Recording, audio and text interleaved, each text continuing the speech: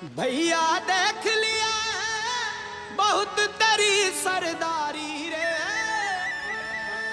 दैत्य और एक देवी शक्ति। दैत्य शक्ति हमेशा इस बात का प्रयास करती है कि हमारा वर्चस्व कैसे कायम रहे और कैसे हम देवी शक्ति को समाप्त करें। ये सनातन काल से चला आया। उसी का एक रूप हमने 30 जनवरी 1948 को देखा और इतिहास में दर्ज हुआ। साथियों, आज भी वही बात है, हम और आपको सबको बहुत चिंतित होना चाहिए और विचार भी करना चाहिए। आप सोचो, गांधी जैसे महापुरुष को इस देश का गृह मंत्री चतुर्बनिया कहता है। आज भी आरएसएस के कार्यालय में गांधी के हत्यारे गोडसे की फोटो लगी है। खुलेआम उनके सांसद गोडसे को राष्ट्रभक्त बता रहे हैं। जिस व्यक्ति ने अंग्रेजों को एक पत्थर नहीं मारा और गांधी जी जैसे व्यक्ति को जिसने गोली मारी, आज वो राष्ट्रभक्त हो गए। और एक बहुत साजिश के तहत हम तो कह रहे हैं कि चाहे वो आरएसएस हो, चाहे आरएसएस के अनुयायी हो या भारतीय जनता पार्टी हो, ये हमेशा से गांधी विरोधी विचारधारा के लोग रहे हैं और गांधी के प्रति नफरत रखते थे। फर्क ये है कि उनकी महिमा इतनी है कि वो जो लोग हैं वो सामने ना आके एक पर्दे के पीछे और विशेष तौर पे हमारे सनातन धर्म के चोला को बदनाम करने के लिए वो गांधी पे हमेशा टिप्पणियां करते रहते हैं। अभद्र अपमानजनक शब्दों का उल्लेख करके उनको गालियां बकते रहते हैं। आपने देखा होगा कि अभी सनातन एक धर्म सभा हुई और धर्म सभा में गेरुआ वस्त्र पहन के, गेरुआ चोला पहनकर गांधी जी को गालियां बकी गई। इस बात की चिंता करने की ज़रूरत है। क्यों हो रहा है? क्योंकि वो जानते हैं कि इस चोले के अंदर से अगर हम इस चोले के लिबास को ओढ़ लेंगे और यदि हम गांधी को कुछ कहेंगे तो एक बहुत बड़ा वर्ग जो गांधी का अनुयायी है वो शायद हमारे विरोध नहीं कर पाएगा और हमारा प्रतिकार नहीं कर पाएगा, क्योंकि इस चोले में एक धार्मिकता आ जाती है। क्योंकि गांधीवादी सिर्फ सनातन धर्म के लोग नहीं हैं। हिंदू, मुस्लिम, सिख, ईसाई, जैन, बुद्ध, सारे तो लोग गांधीवादी हैं। और सिर्फ इसलिए कि एक बहुत बड़ा देश का वर्ग हमें कुछ बोले ना, इसलिए हमारे सनातन धर्म के चोले का उपयोग किया जा रहा है। हमें भी इस बात को समझने की ज़रूरत है कि क्या कोई राक्षस, कोई अपराधी उस चोले का दुरुपयोग करके यदि मान लो कोई कृत्य करता है तो क्या हमें शांत रहना चाहिए? क्या भगवान राम ने रावण को माफ़ कर दिया इस बात के लिए कि उसने धार्मिक चोला पहना था और सीता मैया का हरण किया था?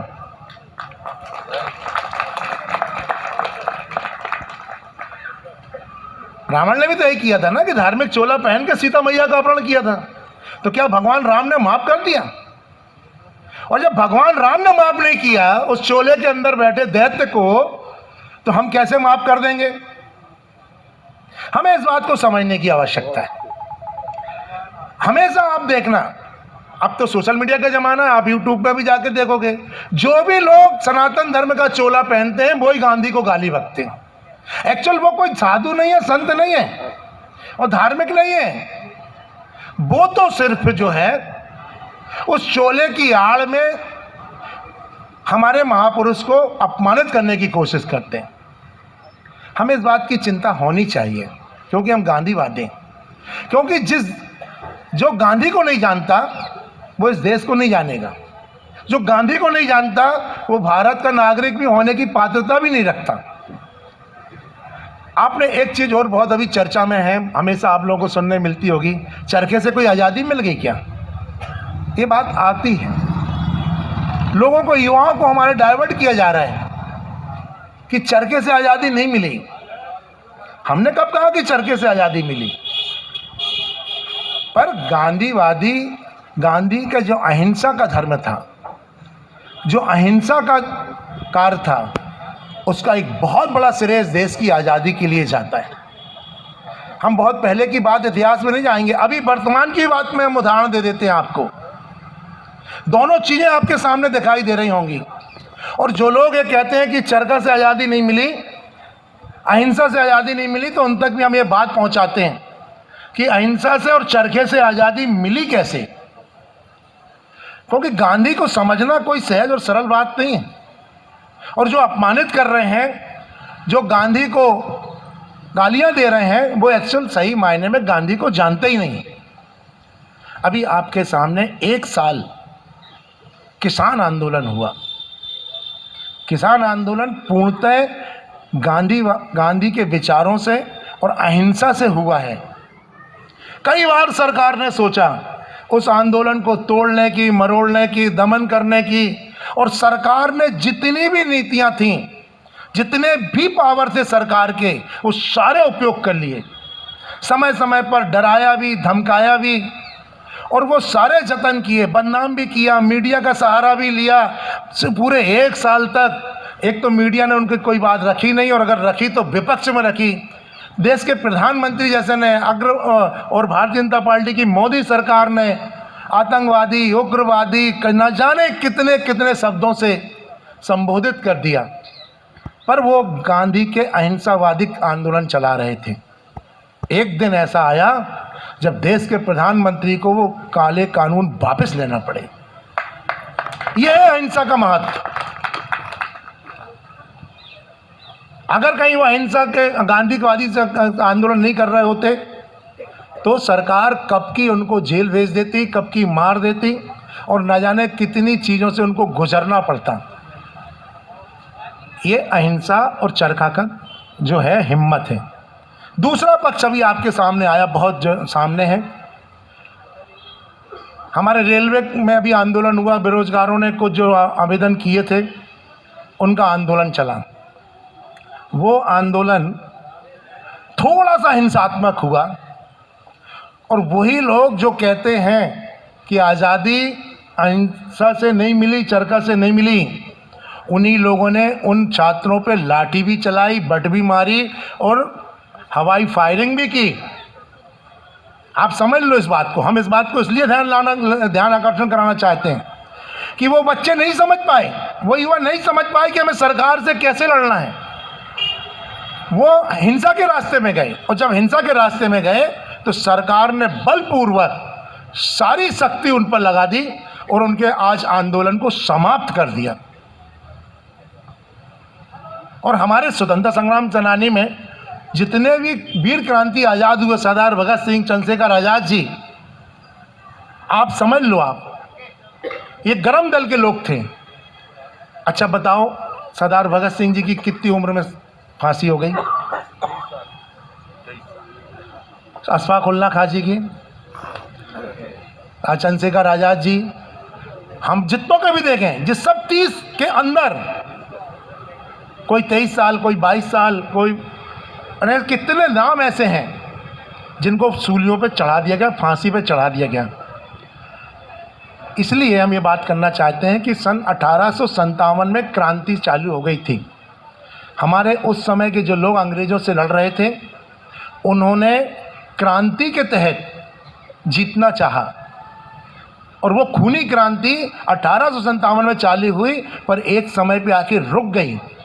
उसका एक कारण था, गांधी जी बहुत अच्छे से जानते थे कि हम तुम्हें अगर कहेंगे एक पत्थर मार दो तो सामने वाले सरकार आपको लाठी मारेगी, आप लाठी मारोगे वो आपको गोली मारेगी, आप गोली मारोगे वो आपको तोप मारेंगे, वो आपको दमन कर देंगे। इसीलिए गांधी जी ने कहा था कि हम अहिंसावादी हैं। एक गाल पर चांटा मारो तो दूसरे पर गाल दिखा देना, अगर पुलिस लाठी चार्ज करे तो ज़मीन में लेट जाना।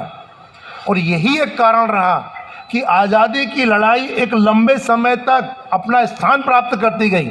ये वो भारत देश है कि पूरब से लेके पश्चिम तक, उत्तर से लेके दक्षिण तक हमारे यहाँ सिर्फ धर्म अलग अलग नहीं है, हमारी धर्म के अंदर जातियाँ भी अलग अलग हैं, जातियों के अंदर परंपराएं भी अलग अलग हैं। परंपराओं के साथ साथ हर हमारे यहाँ पे आज भी उत्तर के लोग साउथ की भाषा नहीं समझते, साउथ के लोग अभी उत्तर की भाषा नहीं समझते। हमारे यहाँ इतनी भाषाएं हैं कि हम आज भी एक दूसरे की भाषा को नहीं समझ सकते। और उस समय क्या था, उस समय कोई पूरा भारत एक नहीं था। हमारे युवाओं को भड़काया जाता है, गलत जानकारी दी जाती। हमारा उस समय देश में आधे से ज़्यादा जगह अंग्रेज़ों का शासन हो चुका था। कुछ रजवाड़े थे तो उन्हें दबा दिया गया था, और उन रजवाड़ों पर भी अधिकृत रूप से अंग्रेज़ों का ही शासन था। अधिकार भले अलग अलग रहे हों। इतनी रियासतों को, जिनको 565 के आसपास रियासतें थीं, आप समझो कितने खंड खंड में बटी थी चीज़। और गांधी जी ही एक ऐसे व्यक्ति थे जो ये जानते थे कि यदि हम जब तक मानस रूप पे तैयार नहीं करेंगे अपनी आज़ादी और गुलामी में फ़र्क, तब तक हम ये लड़ाई नहीं जीत सकते। इसलिए उन्होंने कहा कि हम अहिंसात्मक आंदोलन चलाएंगे। अहिंसा आंदोलन उस ज़माने में, आज तो हमारे पास बहुत से साधन हैं, हमारे पास गाड़ी है, घोड़ा है, ट्रेन है, हवाई एरोप्लेन है, आज तो मोबाइल हर जेब में है। उस ज़माने में तो संचार व्यवस्था नहीं थी, आने जाने के साधन नहीं थे। गिनती की जगह ट्रेनें चलती थीं, गिनती की जगह बसें चलती थीं, उसके बाद कोई साधन नहीं था। वो व्यक्ति पूरे देश घूमा। आप किसी भी ज़िले में चले जाओ, ये बताया जाता कि फलानी तारीख को गांधी जी यहाँ आए थे। आपके जबलपुर में गांधी जी का 2-2, 3-3 बार यहाँ पर आना हुआ है। 6 बार जगतमणि चतुर्वेदी दाना है, 6 बार, चलो जो भी है। कितनी बार आपका यहाँ पर आना हुआ गांधी जी का? आप कल्पना तो करिए कि वो व्यक्ति ने कैसे एक एक भारतीय को, जो हमारी भाषा नहीं समझ रहा था, गांधी जी भी उसकी भाषा नहीं समझ पा रहे होंगे, कोई ज़रूरी नहीं है, कैसे समझाया होगा। आज तो हमारे प्रधानमंत्री जी, वो कहा है, वो प्रेमोटेंटम कहा है, भैया नाम भी गड़बड़ है उसका, टेलीप्रॉम्प्टर, आज भी देश का प्रधानमंत्री उसके बगैर बोल नहीं पाता। और उसका उस समय साधन गांधी जी ने उपयोग नहीं किया। गांधी जी ने अपनी बात को देश के सारे व्यक्तियों पे को समझाई। और एक ऐसा शख्स जिसको यदि आज हम देवतुल्य बोल दें तो कमी नहीं है, कि हर एक नई जगह जाना और इतना विश्वास कि हर नई जगह के पीछे अनेक पैर उनके पीछे चल पड़ते थे। इतना विश्वास यदि देश अगर भारतवासियों को अपने नेता पे हुआ था तो कोई छोटी मोटी बात नहीं। हमसे कई बार लोग चर्चा करते हैं, कई बार लोग मोदी जी के बहुत तारीफ़ों में भी लोग लग जाते हैं। अभी हमारे कुछ साथी हम मिल जाते हैं तो बता रहे थे कि भैया इस देश में प्रधानमंत्री मोदी जी जैसा नहीं हुआ। मैं आज आपको बता दूं, हम और आप अभी ज़िंदा रहेंगे 10-20 साल, भगवान ने हमारा और आपका समय दिया है। जितनी आलोचना इस वर्तमान के प्रधानमंत्री की होगी, कभी किसी दूसरे प्रधानमंत्री की हुई नहीं होगी। आप समझ लें इस बात को।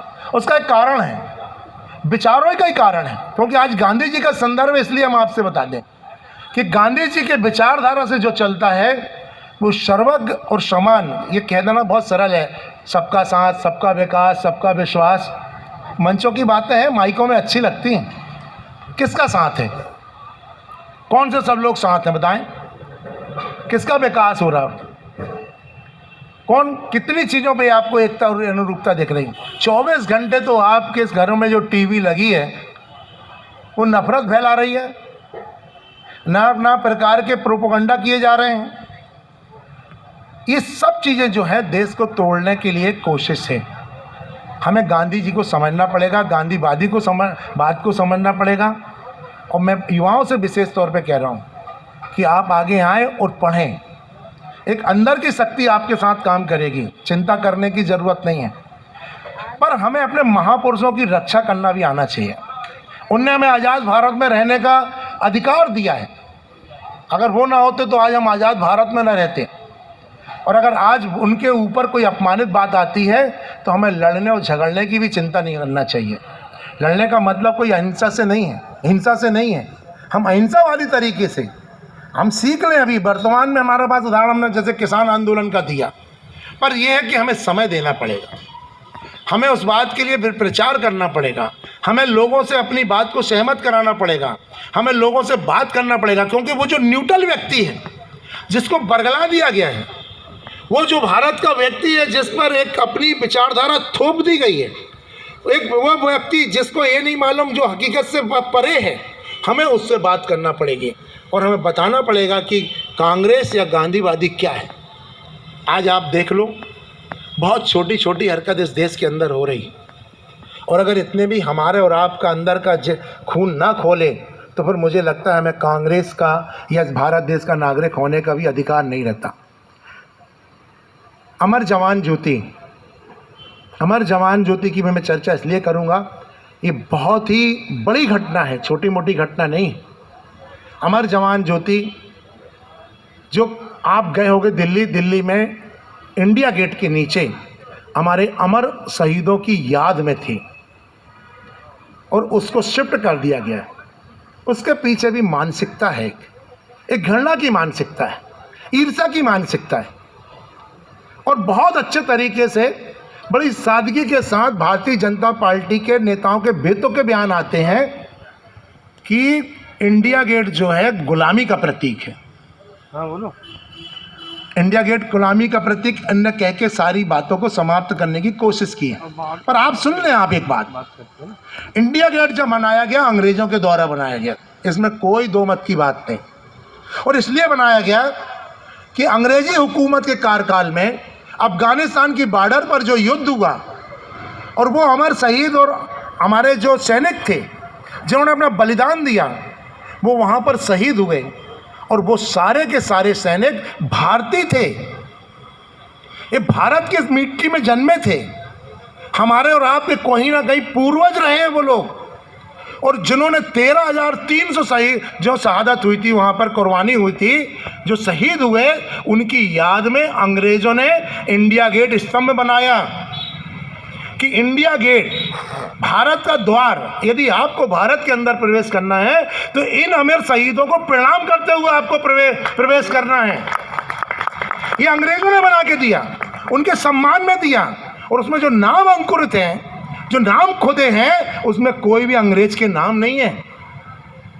और अगर भारत के लाल को सम्मान दिया जा रहा है, शहीदों को सम्मान दिया जा रहा है, एक स्मारक बना के सम्मान दिया है किसी ने, तो भी लोगों के पेट में दर्द हो रहा है और कह रहे हैं कि ये जो है गुलामी का प्रतीक है। कितनी शर्मनाक बात है। हमारे पूर्वजों के, हमारे इतिहास को तोड़ मरोड़ के बताया जा रहा है। हमारे पूर्वजों की जो विरासत थी, जो त्याग था, तपस्या था, बलिदान था, उसको नकारा जा रहा है। और 1971 में जब हिंदुस्तान पाकिस्तान के युद्ध में पूर्व प्रधानमंत्री इंदिरा गांधी जी के नेतृत्व में जब वो हमारे लड़ाई लड़ी और उसमें जो हमारे जवान शहीद हुए, उस जवानों के श्रद्धा के लिए, उनके प्रति आस्था के लिए प्रधानमंत्री इंदिरा गांधी जी उस समय जो थी, उन्होंने एक अमर जवान ज्योति प्रज्वलित की। और वो सिर्फ इसलिए कि जो इंडिया गेट बना है उसमें भी हमारे शहीदों का नाम लिखा है, और इसके नीचे जो हम आज प्रज्वलित कर रहे हैं दीप, ये ज्योति जो 24 घंटा पिछले 50 सालों से जलती आई, ये भी हमारे अमर शहीदों को सम्मान के लिए है। तो देश नहीं बल्कि विदेश का कोई भी व्यक्ति यदि आए तो पहले इस स्थान को देखने आए, यहाँ प्रणाम करे, इनके प्रति श्रद्धा रखे, उसके बाद वो भारत भ्रमण करे। ये उद्देश्य था उसका। आपने उस अमर जवान ज्योति को शिफ्ट कर दिया। पूरी मीडिया ने इस पर बढ़िया पालिश फेरी, पूरी मीडिया ने इसको अच्छी बात का बनाया गया इसको, और इतने अच्छे तरीके से कि नेशनल मेमोरियम जो नेशनल वार मेमोरियल बनाया गया है बाजू में, हमने उसमें शिफ्ट कर दिया। आप बताओ कि यदि मान लो वो अमर ज्योति वहाँ रही आती तो क्या नेशनल वार मेमोरियम का कोई कद कम हो जाता? व्यक्ति जो भी जाता, हम जाते, हम दोनों जगह जाते, हम अपने नेशनल वार मेमोरियम को भी हम देखते, और यहाँ पर हम अमर ज्योति को भी हम करते हैं। हम तो कहते हैं कि इस देश में खाली इंडिया गेट के नीचे नहीं, अमर ज्योति शहीदों की याद में हर जिले में होनी चाहिए। और मैं आपको बता दूं, मैं धन्यवाद देना चाहता हूं अपने छत्तीसगढ़ के मुख्यमंत्री भूपेश बघेल जी को, जिन्होंने आज ये घोषणा की है कि वो वहाँ पर अमर जवान ज्योति छत्तीसगढ़ में वो प्रज्वलित करने जा रहे हैं, और राहुल गांधी जी उसका उद्घाटन करने जा रहे हैं। हमारी भी सरकार आएगी मध्य प्रदेश में, हम अपने माननीय हमारे जो मुख्यमंत्री होंगे, हम भी उनसे कहेंगे कि हमारे शहीदों की याद में मध्य प्रदेश में भी एक अमर ज्योति जमाने हमारे जलना चाहिए। देखते हैं नरेंद्र मोदी जी कितनी जगह आप अमर जवान ज्योति का अपमान करोगे। तो हम एक जगह करोगे, हम हर जिले में अमर ज्योति जवान अपने शहीदों की याद में रखेंगे, परंतु हम ये अपमान नहीं होने देंगे। और ये घृणा क्या थी, समझो इस बात को। अगर आप अपने दिमाग में कहीं कांग्रेस बसाए हो तो इस बात को समझो। सवाल था कि वो जो ज्योति प्रज्वलित हुई थी वो इंदिरा गांधी जी के द्वारा हुई थी। बार बार प्रधानमंत्री जी को, नरेंद्र मोदी जी को ये खटक रही थी बात कि ये तो अमर ज्योति जल रही है शहीदों की, पर अमर है यहाँ इंदिरा गांधी जी। और परंपरा अनुसार प्रधानमंत्री, राष्ट्रपति जी, तीनों सेना अध्यक्षों को 26 जनवरी को वहाँ जाना पड़ता था और सलामी देना पड़ती थी। परंतु ओछी मानसिकता देखो, सलामी देने तो जाते थे आप उन वीर जवान की ज्योति को, पर दिमाग लगा रहता था इंदिरा जी पर। सोचो आप देखो भैया, मन में घृणा कितनी पाले हुए थे और उसके पीछे सारे स्मारक समाप्त करने की कोशिश में। ये क्यों हो रहा है? ये हो रहा है हमारी और आपकी गलती से, ये हो रहा है हमारे और आपके नकारापन से, ये हो रहा है हमारे और आपके लड़ने की क्षमता खत्म होने से। ये सब चीज़ें हो रही हैं इस देश के अंदर, और इसलिए हो रही है कि हमें अपने अहिंसा पे विश्वास नहीं रख पा रहे। आप निकल तो चलो एक बार अहिंसा से करने। साल भर आंदोलन चलाया किसानों ने। हम और आप जब पुण्यतिथि या यहाँ पर कुछ बनाते हैं तो हम घंटे 2 घंटे में बोर होने लगते हैं, भागने लगते हैं। हमें आंदोलन करना पड़ेगा, हमें जनता के सामने जाना पड़ेगा। और अगर हमने इसको नहीं रोका, अपनी विरासत को नहीं बचाया, तो आप विश्वास कर लेना, मैं आज फिर कह रहा हूँ, आपका ये देश टूट जाएगा। ये बंटवा देंगे आपके देश को, अनेक प्रकार से बांटेंगे। भले हमारे यहाँ जैसे आपका यूरोप में है, यूरोप में भले ही वहाँ पे बॉर्डर नहीं बनी है, परंतु हर अलग अलग जगह यूरोप में, देश में अलग अलग राज्य और राष्ट्र हैं, ये उस लाइन पर चल रहे हैं। हमें समझना पड़ेगा इस बात को। हमें देश की एकता अखंडता के लिए आगे रहना पड़ेगा। गांधी जी जैसे महापुरुषों को हमें समझना पड़ेगा, हमारी स्थितियों को समझना पड़ेगा। आज ये दौर, ये वर्तमान का दौर बहुत भयानक स्थिति में, एक नफ़रत के जहर से हम भर चुके हैं। और ये नफ़रत के जहर को लोग सोचते हैं कि शायद ये चलता रहेगा। नहीं, ऐसा नहीं है। अंदर अंदर जो नफ़रत पैदा करी जा रही है, इसका जब भी कभी इसमें आग लगेगी तो बहुत विकराल होगा। हमें इस बात को ध्यान रखेंगे। गांधी जी के प्रति अपनी आस्था व्यक्त करते हुए समझने की आवश्यकता है, पढ़ने की आवश्यकता है साथियों। और ये जो हो रहा हमारे महापुरुषों के लिए, इसके लिए शांत रहने की आवश्यकता नहीं। पद पदवी हम हमेशा एक दिमाग में लोगों की रहती है, क्योंकि हम इसलिए बात करते हैं बात को कि हमारे सारे लोगों से कहीं ना कहीं एक चर्चाएं अकेले में भी होती हैं। साथियों, पद पदवी जो है ना, ये भाग से होती है। गांधी जी एक ऐसे व्यक्ति थे जिनके पास न पद था, न पदवी थी और न पैसा था। तीनों चीज़ नहीं थी इस व्यक्ति के पास। ये बात सही है कि बड़े परिवार में जन्म लिया और देश के खातिर सब छोड़ दिया, ये भी किया उन्होंने, पर ना पद था, ना पदवी थी, ना पैसा था, पर राष्ट्रपिता कहलाए। इस पे आज कुछ लोगों को आपत्ति, काहे के राष्ट्रपिता? किसने कहा था राष्ट्रपिता? क्यों लगा रहे हैं उनकी वो हॉलों में वहाँ पे प्रतिमा? इसलिए लगा रहे हैं ये सुभाष चंद्र बोस जी की प्रतिमा कि इन्होंने एक षड्यंत्र के तहत, साजिश के तहत हमारे ही महापुरुषों की तुलना हमारे ही महापुरुष से करते हैं। किसी को कम, किसी को ज़्यादा बताने का पाप कर रहे हैं ये। कभी कभी सोशल मीडिया में पढ़ते हो, नोटों में सरदार भगत सिंह जी की फ़ोटो क्यों नहीं होना चाहिए? बहुत अच्छी बात है। कौन, किसी ने कहा है कि हमारे पास कोई सरदार भगत सिंह जी की कद कम है या आस्था कम है उनके प्रति? पर ये देखो आप, हमारे महापुरुष से हमारे ही महापुरुषों की तुलना करके, ये जो है ना, एक साजिश के तहत आपको कमज़ोर करना चाहते हैं। एक महापुरुष को बड़ा बता के दूसरे को अपमानित करने का काम कर रहे हैं। आपने देखा होगा, उन्होंने कहा नेहरू जी को प्रधानमंत्री बना दिया गया, सरदार वल्लभ भाई पटेल जी बन जाते तो बहुत अच्छे रहते। अच्छा, दोनों कांग्रेस के लोग थे उस समय, तो हम तो जिंदा थे नहीं, या तुम्हारा जन्म भी नहीं हुआ होगा। कांग्रेस के अंदर टीवी में आजकल चलता है, मैं ये बात इसलिए विस्तार से कह रहा हूँ कि समझो इस बात को, परिवार में बताओ। टीवी में आजकल बताया जाता है इनके इनसे मतभेद थे, इनके इनके मतभेद थे। हाँ, यही हमारी यही खूबसूरती थी। हम आज़ादी की लड़ाई लड़ रहे थे, हर व्यक्ति स्वतंत्र था। हमारे महापुरुष हर अपने अपने विचारों को अपनी प्राथमिकता देते थे और दिलेरी से अपनी अपनी बात रखते थे। वो जिसको तुम मतभेद बोल रहे हो ना, या विरोध बोल रहे हो, विरोध नहीं था। हम पक्ष और विपक्ष दोनों को बराबर लेके चलते थे। तब जाके हमने इतना अच्छा संविधान बनाया, तब जाके हमने ये देश को आज आज़ाद कराया। और तुम हमारे ही महापुरुषों से, हमारे महापुरुषों की तुलना करके, अरे करो ना महापुरुषों से तुलना, करो नेहरू जी की तुलना अपने मुखर्जी जी से, करो सरदार पटेल की तुलना आप अपने का नाम उनका दीनदयाल उपाध्याय जी से करो ना। किसने मना किया है? कहाँ तुम्हारे पास कोई चीज़ तुलना करने के लिए भी तो कोई चीज़ हो आपके पास?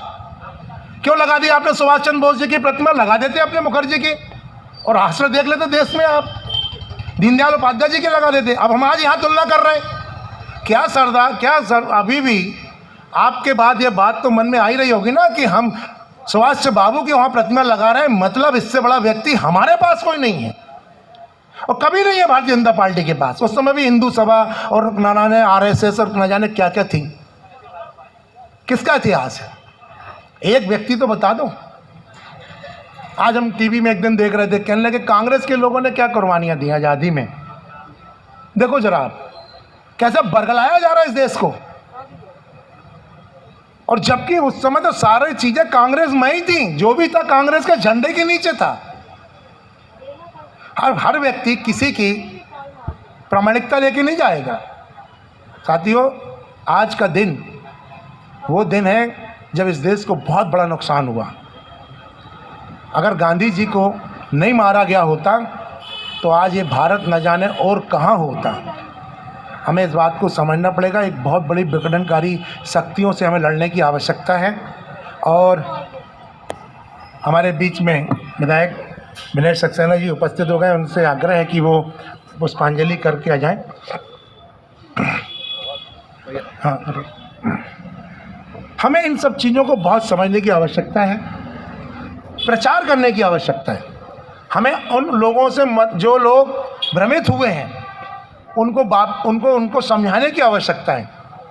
अगर आपको देश के प्रति जरा भी लगाव है, देश को आप सुरक्षित देखना चाहते हो, तो हमें अहिंसा के रास्ते पर अपनी बात को कहना होगा। इसी के साथ जय हिंद, जय भारत, धन्यवाद।